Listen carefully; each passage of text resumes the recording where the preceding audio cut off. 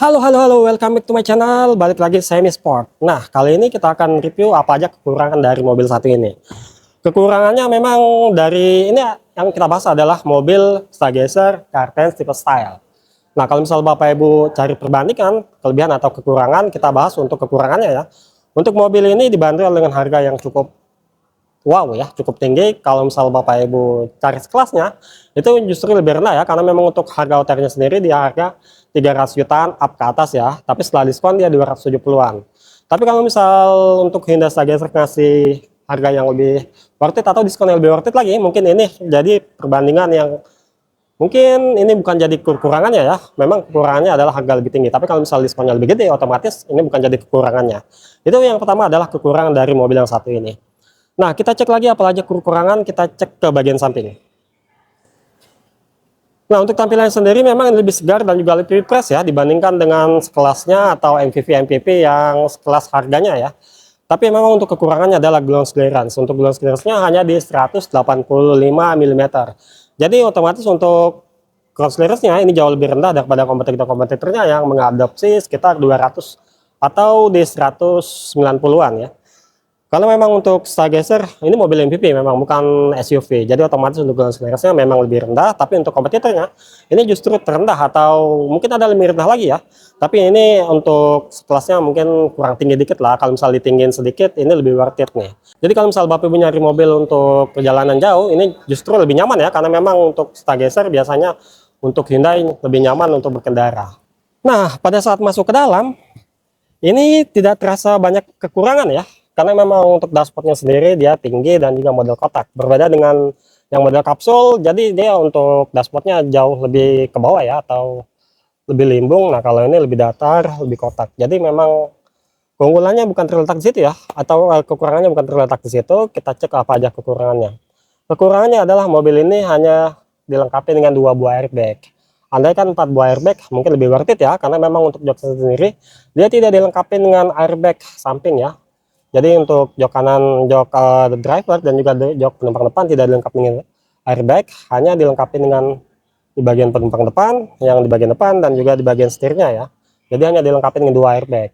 Lalu untuk harga yang kira-kira segini Bapak Ibu hanya dapat yang model AC seperti ini ya, model analog. Jadi dimana untuk sekelasnya sudah menggunakan model digital, walaupun memang ini sebenarnya digital ya, tombol-tombolnya sudah digital, tapi untuk modelnya sendiri harusnya lebih oke ya. Tapi ini tergantung selera ya. Kalau misal Bapak Ibu suka yang klasik, sebenarnya ini jauh lebih oke ya. Jadi nilai plus sendiri.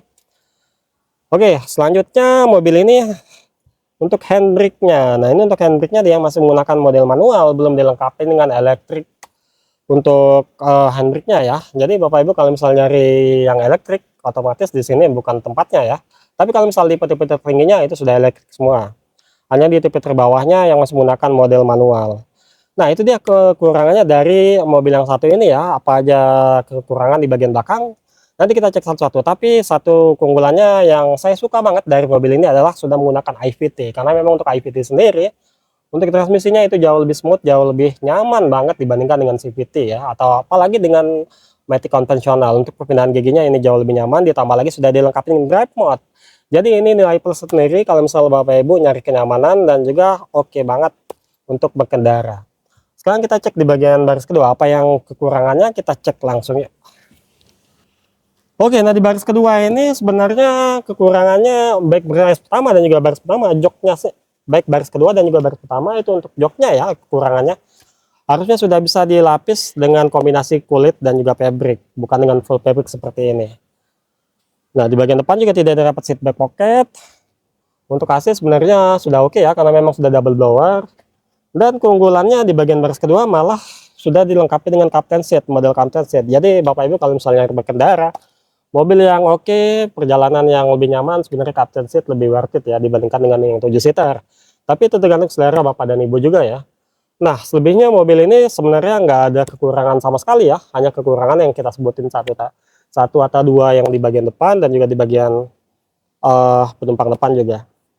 Di bagian baris ketiga justru ini lebih nyaman juga, karena memang untuk ride landingnya lebih rebah daripada mobil-mobil sekelasnya.